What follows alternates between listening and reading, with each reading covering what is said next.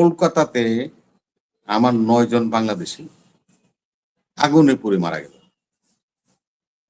9 তলা ভবন, ওই ভবনের কোথাও একটা ঝাড়ুও পুড়ে নেই, একটা গ্লাসও ভাঙে নেই, খালি 9 তলায় আমার বাংলাদেশি যারা ছিল ওনারা আগুনে পুড়ে মারা গেল।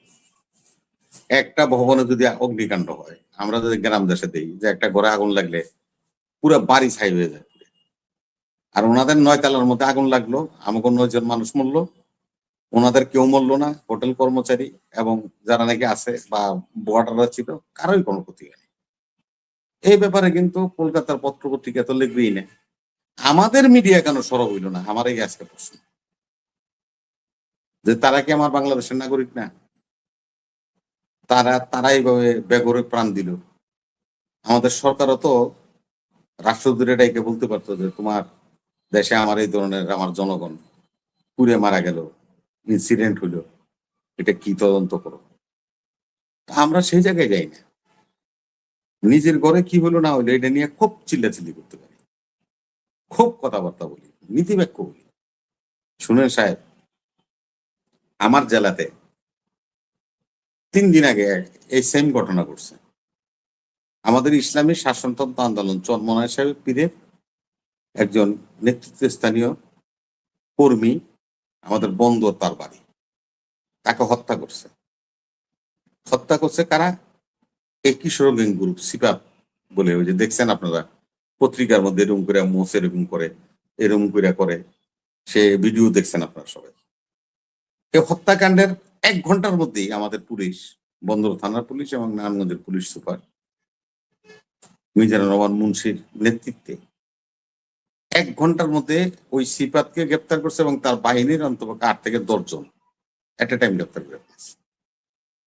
এখন যদি আমি বলি তাহলে পুলিশ জানতো না, হলে 1 ঘন্টার মধ্যে কি লেগে গ্রেপ্তার করলো?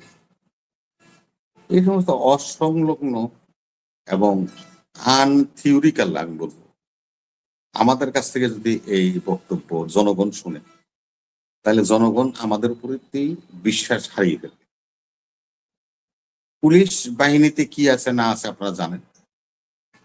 এই জন্য আমাদের সরকার পুলিশ বাহিনীতে শুদ্ধি অভিযান শুরু করছে জানেন। গত সপ্তাহে 7 জন ডিআইজি কে অবসরে পাঠাইছে, 127 জন আপনার ইন্সপেক্টর অবসরে গেছে, প্রায় 80 জনের মতো এএসপি মানে অ্যাসিস্ট্যান্ট পুলিশ সুপার তাদেরকে আপনার চাকরি থেকে অব্যাহতি দেওয়া হয়েছে।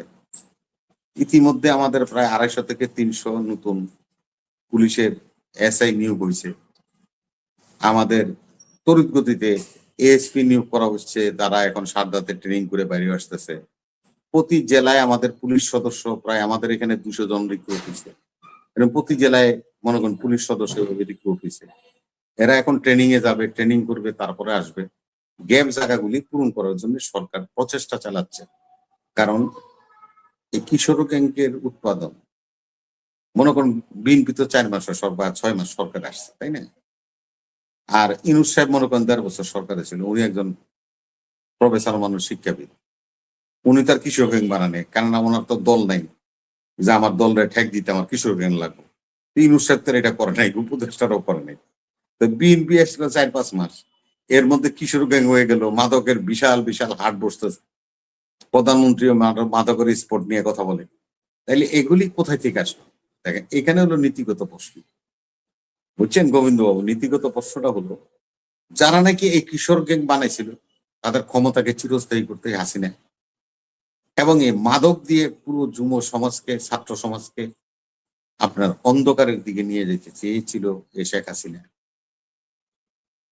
তাদের নেতৃত্বস্থানীয় লোকরা হয়তোবা পদ্মার অন্তরালে চলে গিয়েছে, যে কথা গোবিন্দবাবু বলছেন। তাদের সহকর্মীরা তো মাঠে আছে। এখন এটা কি দেখেন, এটার হলো এই অপরাধীরা, দেখবেন সব সময় অপরাধীরা সকল সময় পাওয়ারের পাশে পেছনে ঘুরে। যারা অপরাধ করে তারা পাওয়ারের সাথে থাকে, না থাকলে তারা অপরাধ করতে পারবে না, অন্যায় করতে পারবে না। এটা সাধারণ একটা জ্ঞান। এখন এই সমস্ত অপরাধীরা যারা মাঠ লেভেলে, রুট লেভেলে আছে, এই কারবারির এক আমার বা আপনার XYZ যারা বিএনপি করে ক্ষমতাসীন দল, তাদের কারো না কারো প্রশ্রয় আশ্রয়ে কিন্তু এই মাদকের স্পট গুলো চালায়। আবার বিএনপির আমরা যারা নেতাকর্মী আছি দল বাড়ি করার জন্য এই কিশোর গ্যাং আলা করে আমারও আমন্ত্রণ জানাচ্ছি। তা নাহলে কিশোর গ্যাং থাকবো কেমনে? থাকাটা আমরা যদি সচেতন হইতাম, আমার ছেলেটাকে যদি আমি রিহেবে পাঠাই দিতাম, আমার ছেলেটাকে যদি মনে করেন যে আপনার সংশোধনাগারে পাঠাই দিতাম, তাহলে তো কিশোর গ্যাং হতে পারতো না বা কিশোর গ্যাং থাকতো না। আমরা তাদেরকে আশ্রয় প্রশ্রয় দিচ্ছি বলেই এই কিশোর গ্যাংও আছে, মাদকও আছে। নীতিগতভাবে আগে সিদ্ধান্ত নিতে হবে। মাদক এর সবলে আমাদের সমাজ, যুব সমাজ শেষ হয়ে যাচ্ছে।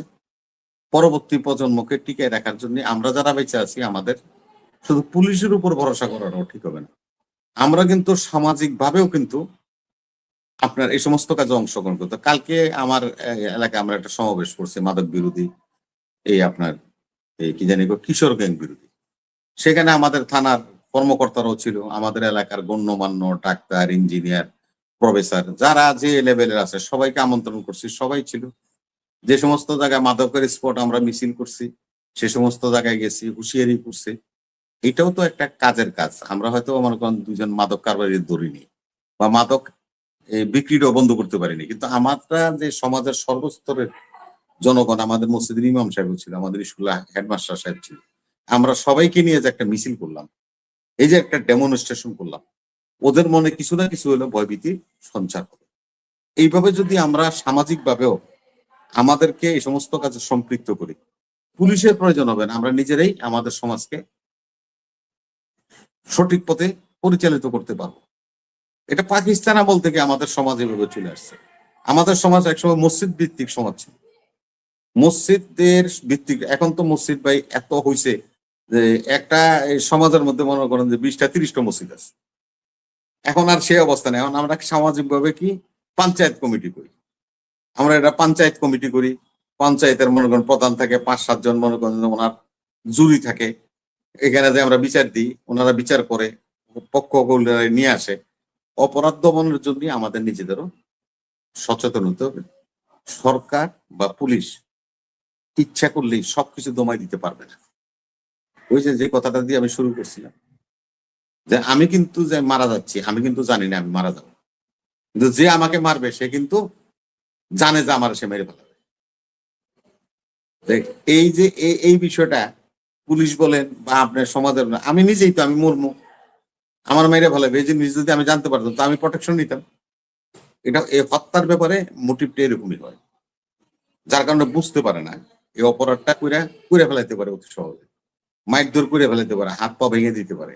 কিন্তু এই সমস্ত জিনিস যারা আক্রমণকারী ওরা খুব প্রিপেড, খুব প্রটেক্টেড, এবং তারা সংঘবদ্ধ ভাবে খুব সুচিন্তিত ভাবে এই ঘটনাগুলি ঘটায়। অতএব আমরা যদি সামাজিক ভাবে প্রতিহত করতে পারতাম, তাহলে আমাদের সমাজে কারা কারা কিশোর গ্যাং, কারা কারা মাদক বিক্রি করে, সেবনকারী রেপিটে লাগুক। আমি তো ভাই সিগারেট খাই, সিগারেটের কোম্পানি বন্ধ করে দেন, সিগারেট বন্ধ হয়ে যাবে।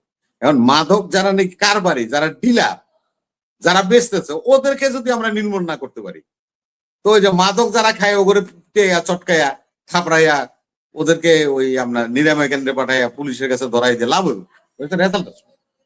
এই জন্যই হলো কিশোর গ্যাংকে অবশ্যই দমাতে হবে। এই সমাজকে রক্ষা করতে হলে রাষ্ট্রকে রক্ষা করতে হবে। কিশোর গ্যাং অর্থ কি? 10 থেকে 12 বছর, 13 বছর, 15 বছরের ছেলে পেলেরা, এরা কারা? আমার সন্তান, গোবিন্দ দাস সন্তান, ওই যে ভাই সাহেবের সন্তান, আমাদেরই তো ছেলে। তা আমি আমার ছেলের ভবিষ্যৎ যদি ঘুরে না দিতে পারি, তাহলে আমি কিসের পিতা হলাম? আমাদেরকে তো এটা বুঝতে হবে, আমাদেরকে তো এটার সাথে সম্পৃক্ত হতে হবে। সেহেতু আমাদের উদ্যত আহ্বান থাকবে, রংপুরে যে ঘটনা ঘটেছে এটা হত্যাকাণ্ড, এটা তীব্র নিন্দা জানাই। এইভাবে বিভৎসভাবে দেখেন, আমি আপনার একটা কথা বলি, বেগম খালেদা জিয়া একটা আইন করছিল এসিড সার্ভাইভের উপরে। গোবিন্দবাবু জানে আমাদের দেশে অগণিত এসিড, এই যেরকম আমাদের স্কুলের ছাত্রীরা প্রেম করছে, প্রেমিকা, এই ধরনের কিন্তু এসিড মেরে মেরে কিন্তু বহু মেয়েদেরকে আপনার এরকম এই যে মুখমণ্ডল জ্বালাই দিচ্ছে। যখন নাকি উনি আইনটা করলো, ওই যে বাবু জানে, আইনটা করার পরে যখন একটি সর্বোচ্চ মৃত্যুদণ্ড মৃত্যুদণ্ড ঘোষণা করলো যে এসি সার্ভাইভ করবো এবং 30 দিনের মধ্যে আর 90 দিনের মধ্যে বিচার কাজ তদন্ত সম্পন্ন করতে হবে, 180 দিনের মধ্যে বিচার সম্পন্ন করতে হবে। এই যখন নাকি বিচার স্টার্ট হইলো, এরকম কয়েকটা যখন ঘটনা ঘটে গেল, তখন দেখা গেল আল্লাহ রহমত করছে। এখন আমাদের মেয়েরা, আমার বোন, আমার ভাবি, যাদের প্রতি খারাপ দৃষ্টি কুদৃষ্টি নিয়ে সিট মারতো, এই সিট মারা বন্ধ হয়ে গেছে। আবার নতুন করে দেখেন এই 4 জনের মুখের মধ্যে এই সিট ঢেলে দেওয়া হইলো। তাহলে কি হলো? যে ঘুরে গেলে পুনরাবৃত্তি করতেছে। কারা করতেছে? যেটা গোবিন্দবাবু বলছে যে তারা যারা বিএনপিকে ভালো চায় না বা সরকারের ভালো চায় না, এই গ্রুপ তো আছেই। এরাই এটার ভিতর থেকে বসে সরকারকে অস্থিতিশীল করবে, ষড়যন্ত্র করবে, সরকারকে পতন ঘটানোর জন্য চেষ্টা করবে। এটা পৃথিবীব্যাপী ট্রেডিশন, এটাই চলে। ধন্যবাদ।